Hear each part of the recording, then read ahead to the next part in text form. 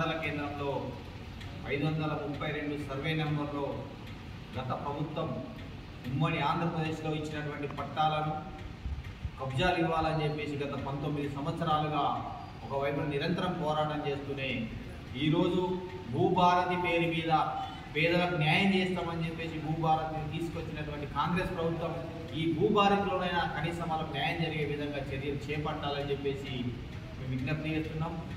అంతేకాదు సిరికొండ మండల కేంద్రంలో సంబంధించినటువంటి రావుల నుంచి మొదలుకుంటే ఇటు తూంపల్లి వరకు అన్ని గ్రామాలలో ఫారెస్ట్ సమస్యలు ఉన్నాయి, ఆ ఫారెస్ట్ రెవెన్యూ సమస్యలు ఉన్నాయి.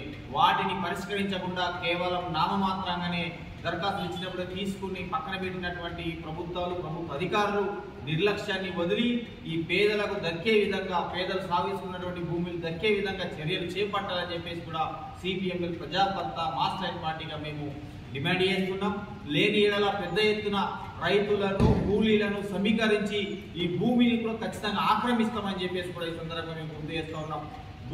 532 సర్వే నెంబర్లో గత ప్రభుత్వం ఇచ్చినటువంటి భూముల మీద మేము హైకోర్టుకు వెళ్తే స్టే తీసుకొచ్చినప్పటికీ కూడా ఫారెస్ట్ వాళ్ళు దాన్ని ఇప్పటికీ అమలు చేయకుండా రెవెన్యూ వాళ్ళతో ఉన్నటువంటి భూ సమస్యను పరిష్కారం చేసుకోకుండా ఒకరి మీద ఒకరిని చెప్పి ఈరోజు 166 మంది పేదల పొట్టగొట్టే విధంగా చేస్తున్నటువంటి ఈ చర్యను ఇక్కడైనా సస్తి పలికి వాళ్ళకు న్యాయం జరిగే విధంగా చర్యలు చేపట్టాలని చెప్పేసి కోరుతూ ఉన్నాం.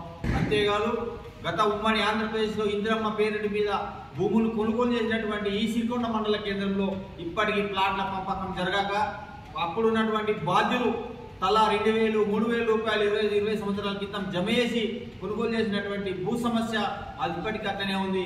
గత ప్రభుత్వం బీఆర్ఎస్ ప్రభుత్వం డబుల్ బెడ్రూమ్ నిర్మాణం చేసి ఇస్తామని చెప్పేసి ఆ భూమిని తీసుకొని అర్ధంతరంగా ఆపేసి వెళ్ళిపోయినటువంటి ఆ డబుల్ బెడ్రూమ్ను పూర్తి చేసి లబ్ధిదారులను సరైన లబ్ధిదారులను ఎంచుకొని డబుల్ బెడ్రూమ్ కూడా పంపకం చేసే విధంగా చర్యలు చేపట్టాలని చెప్పేసి కోరుతున్నాం. అంతేకాదు ఇందిరమ్మ ఇళ్ల పేరు మీద కాలయాపన చేయకుండా ఇప్పుడు కొనుగోలు చేసినటువంటి ఆ భూమిలోనైనా ఈ పేదలకు ఇందిరమ్మ ఇళ్ళ శాంక్షన్ చేస్తే కట్టుకోవడం గుడిసేసుకుని అక్కడ నివసించడానికి అవకాశం ఉంది.